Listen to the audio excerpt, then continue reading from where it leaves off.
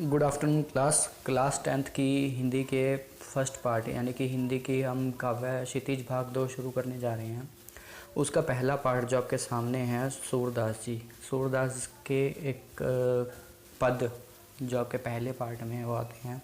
और आपका काव्य संग्रह में इसका जो काव्य संग्रह है इसमें 6 मार्क्स का जीवनी आती है। वैसे तो जीवनी गद्य खंड की आती है, लेकिन फिर भी हमें इनके बारे में थोड़ा पता होना चाहिए, क्यों ज़रूरी है। आइए एक बार पढ़ लेते हैं। सूरदास जी का जो जन्म है वो 1478 ईस्वी में हुआ और इनके जन्म स्थान के बारे में लेखकों में और विचारकों में मतभेद है। सिर्फ सुनी सुनाई बातें ही हैं जो आप लिखी हुई भी देख सकते हैं। सबसे पहली मान्यता के अनुसार उनका जन्म स्थान मथुरा के निकट रानुकता जिसका अर्थ होता है रेणुका क्षेत्र, ठीक है, वहाँ हुआ था। जबकि दूसरी मान्यता के अनुसार उनका जो जन्म स्थान है वो दिल्ली के पास सीही नामक गांव में, कहाँ पर, जो दिल्ली के पास सीही नामक स्थान पर माना जाता है। वो दोनों ही मान्यताएं हैं सुनी सुनाई हैं, किद्वंतियाँ हैं, यानी कि जो सुनी सुनाई हैं लोगों के अनुसार हैं। इनके जो गुरु थे वो थे महाप्रभु वल्लभाचार्य जी। इन्होंने सूरदास के अष्टछाप में इनका नाम लिया है। इनके बारे में कहा जाता है वे मथुरा और वृंदावन के बीच गऊ घाट पर रहते थे। गऊ घाट का मतलब है, कहा जाता है कि जो ये गऊ घाट स्थान है, गऊ घाट स्थान, यहाँ पर श्री कृष्ण जी अपनी गायें चराने के लिए जाया करते थे। उन स्थान पर ये रहा करते थे और श्रीनाथ जी के मंदिर में भजन कीर्तन करते थे। श्रीनाथ जी जो हैं वो भगवान श्री कृष्ण का एक मंदिर है जो वहाँ पर है।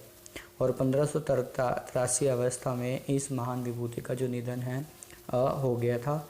ये आप उनकी तस्वीर देख पा रहे, सूरदास जी जिनके हाथ में वीणा है और जो ये पद हैं वो गाया करते थे। अब कुछ इनकी जीवन रचनाओं के, इनकी जो रचनाएं उनके बारे में जान लेते हैं। वो क्या हैं? इनकी 3 प्रमुख रचनाएं हैं, सूरसागर, साहित्य लहरी और सूरसारावली में। इन सब में केवल आपकी जो सूरसागर है वो ही सर्वाधिक लोकप्रिय हुई है, क्योंकि इस के अंदर उन्होंने वात्सल्य और श्रृंगार को महत्वपूर्ण रूप माना और इसलिए इन्हें वात्सल्य और श्रृंगार का प्रमुख कवि माना जाता है। कृष्ण और गोपियों का सहज प्रेम उन्होंने स्वीकारा है और इस पाठ के जो भ्रमर गीत हैं, जो पद इसमें दिए गए हैं, वो सूरसागर के भ्रमर गीत से लिए गए हैं, जहाँ पर गोपियाँ श्री कृष्ण द्वारा छोड़े जाने पर जो उनके मित्र उद्धव थे उनके द्वारा जो योग संदेश हैं उनके बारे में वर्णन करती हैं। सूरदास जी ने मानव प्रेम की गौरव गाथा के माध्यम से सामान्य मनुष्यों की हीनता बोध को उनको मुक्त कराने का प्रयास किया है और उन्हें जीने की ललक प्रदान की है।